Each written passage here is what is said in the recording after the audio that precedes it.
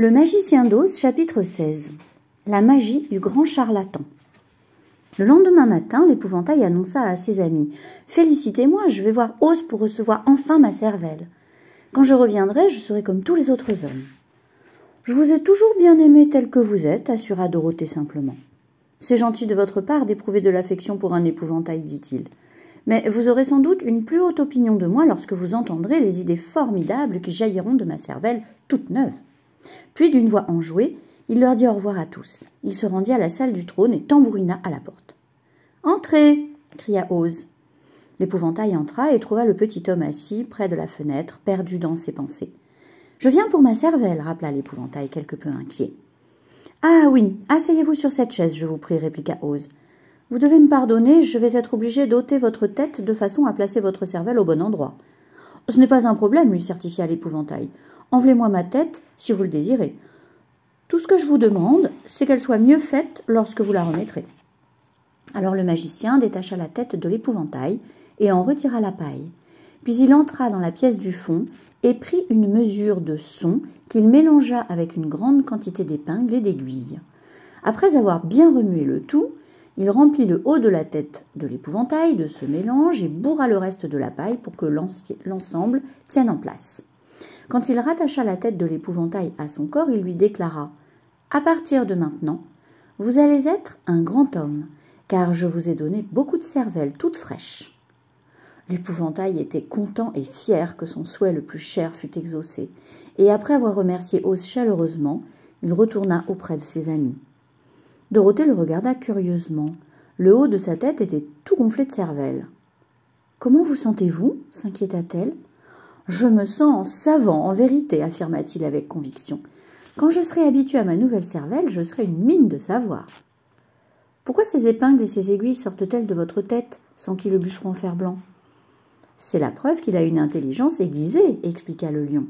« Bien, je dois aller voir Oz pour recevoir mon cœur, » dit le bûcheron en fer blanc. Il se rendit donc à la salle du trône et frappa à la porte. « Entrez !» fit Oz. Le bûcheron entra et annonça. « Je viens pour mon cœur. »« Très bien, » répliqua le petit homme. « Mais je vais devoir faire un trou dans votre poitrine pour pouvoir mettre votre cœur au bon endroit. J'espère que cela ne vous fera pas mal. »« Oh non, » l'assura le bûcheron, « je ne sentirai rien du tout. » Oz apporta alors une paire de cisailles et découpa un petit carré dans le côté gauche de la poitrine du bûcheron en fer blanc. Puis, dans une commode, il prit un joli cœur entièrement fait de soie et rembourré avec de la sciure. « N'est-ce pas une merveille ?» demanda-t-il. « Oh oui, vraiment » approuva le bûcheron, qui était très content. « Mais est-ce un bon cœur ?»« Oh, très bon » certifia Oz. Il plaça le cœur dans la poitrine du bûcheron, puis remit en place le carré de fer blanc, le soudant avec soin à l'endroit où il avait été découpé. « Voilà, conclut-il, maintenant vous avez un cœur dont tout homme pourrait être fier. Je suis désolé d'avoir dû rapiécer votre poitrine, mais je ne pouvais vraiment pas faire autrement. »« Peu importe, » s'exclama l'heureux bûcheron, « je vous suis très reconnaissant, je n'oublierai jamais votre gentillesse. »« Ce n'est rien, » assura Oz.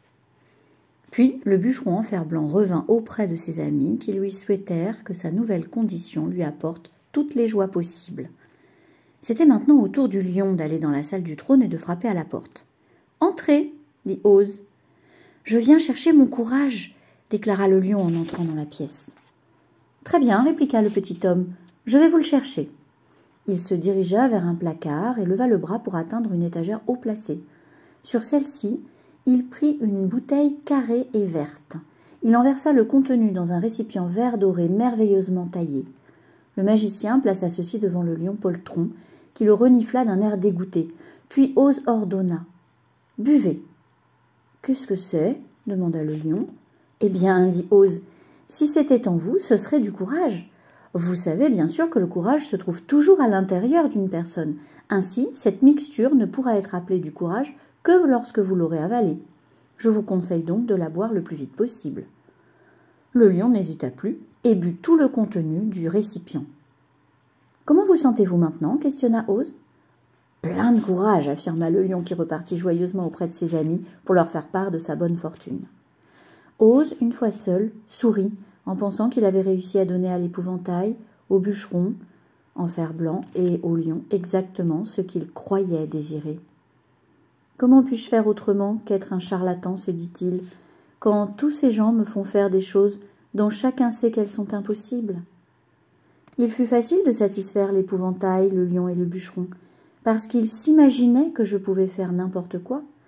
Mais il me faudra faire preuve de plus d'imagination pour envoyer Dorothée au Kansas.